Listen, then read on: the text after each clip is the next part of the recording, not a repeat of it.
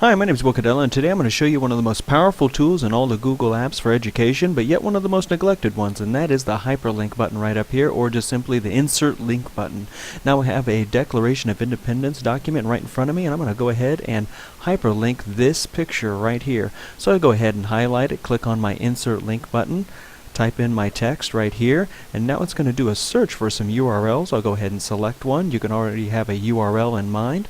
Click on apply there, and now I've created a hyperlinked image right there. I can actually open the link, and now that image is linked to this web page. Next, let's hyperlink some text that was in that same document. I can come down here to the signers of the Declaration of Independence. I've already highlighted a very popular name right here. I'll go ahead and highlight it again. Now I'm going to click on my link button, and you notice it's already gave me a search. I'll go ahead and click on one of these links, click on apply, and now Mr. Benjamin Franklin's name is now hyperlinked to another web page. Next, let's take a look at a Google Drawling here. You see I have a drawing already open. I got my map. Now I can click on this picture and I can actually hyperlink the entire picture if I wanted to. But let's say you just want to hyperlink the different continents in here. Let's do South America. I'm going to come up to my polyline tool, create a shape around South America. Doesn't have to be perfect.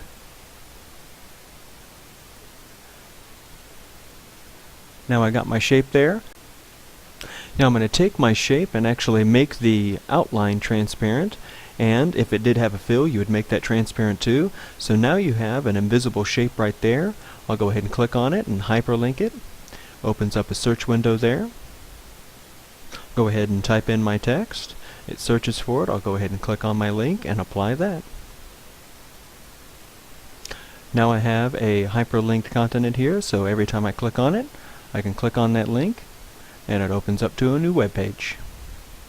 Next, I'm going to go to a Google presentation, and you see I already have a simple math challenge already set up here. I'm going to click on the right answer. I'm going to hyperlink this to the correct slide.